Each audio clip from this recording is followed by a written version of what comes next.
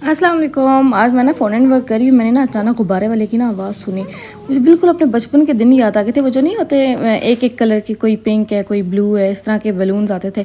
मैं फ़ौरन गई, मैंने कहा ये वही वाला तो नहीं है, क्योंकि आज तक हमारी गली में ना कोई गुब्बारे वाला नहीं आया।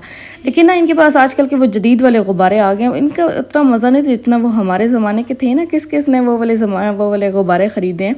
वो येलो कलर के होते थे, कोई मतलब कि जब वो होते थे ना एक दिन तक चलते थे, अगले दिन उनकी हवा या तो निकल जाती थी या ना पता नहीं उनसे बू आना शुरू हो जाती थी। जैसे वो गुब्बारे की एक होती है ना पर्टिकुलर सी बू होती है, वैसी वाली आना शुरू हो जाती थी। और मतलब कि मुझे इतना अच्छा लगा जैसे अपने ना बचपन के दिन याद आ गया। और उसके अलावा ये केक था जो मैंने जिसमें बहुत ज़्यादा मैंने गलती की थी, वो मैं आप लोगों को बताऊँगी। और ये जो मैंने सारी कवरिंग की है ना, ये मैंने चॉकलेट गनाश से किया। और वो जो टियर होता है ना ऊपर वाला, उसको जो उठा के ऊपर रखने वाला, हाथों से उठा के रखने वाला जो मेरा ख्वाब था ना, वो आज वाइट चॉकलेट गनाश से हुआ है पूरा। वरना ना व्हिप क्रीम से ऐसा होता है कि हम लोग हाथों से उठा के एक केक को दूसरे पे रखें, ना बटर क्रीम से हुआ था। तो वाइट चॉकलेट गनाश सही मज़े वाली हो गई थी, ड्राई। और इतना मुझे मज़ा आया। कोई भी हो ना बेकर यहाँ पे, उसका ना ये ख्वाब होता है कि वो ना टियर को उठा के करे, क्योंकि आपको पता है वो स्पैचुला से और उस तरह दूसरी तरह उठाने से कितना ख़तरा होता है। तो हाथों वाला मैं अक्सर लोगों को देखती थी, अंग्रेज़ वगैरह ख़ास तौर पे, वो ना हाथों से उठा के रखते थे। तो मुझे इतना होता, तो मैंने कहा मैंने भी ऐसे उठा के रखना है।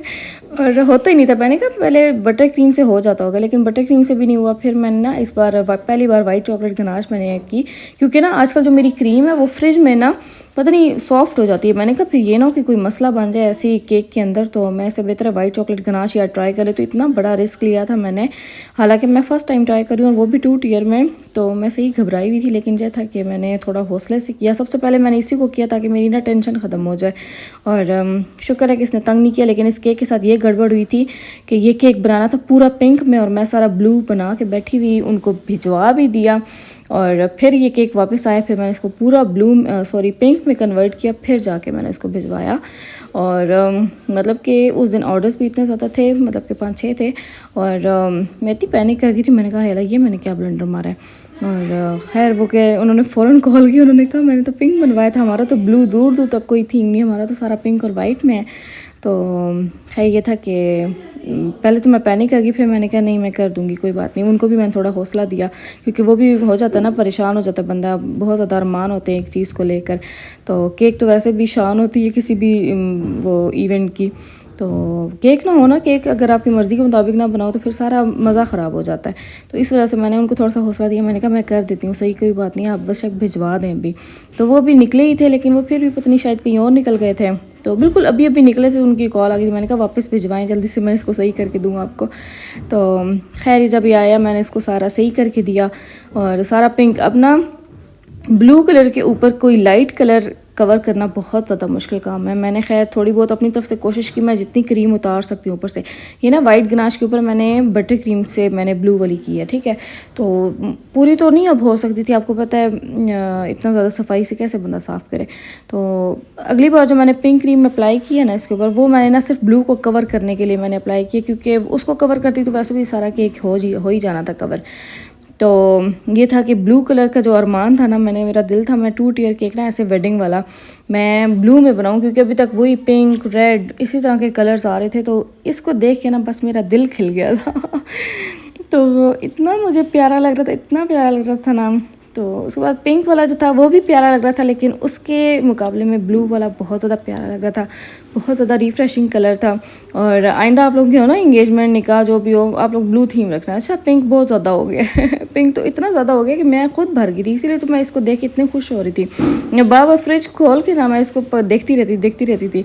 बस वही बात होती है, अपनी खुद की नज़र लग जाती है, इसलिए इसको पिंक करना पड़ गया था।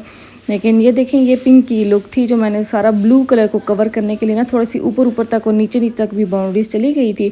तो खैर ये था कि कस्टमर को पसंद आ गया था, वही बहुत बड़ी बात होती है। और सबसे बड़ी बात कि कस्टमर के मैंने दिन रख लिया था, उसकी मुझे ज़्यादा खुशी थी, क्योंकि आपको पता है परेशानी हो जाए ना जब हमारी अपनी तरफ से, तो फिर ज़्यादा उसकी टेंशन होती है।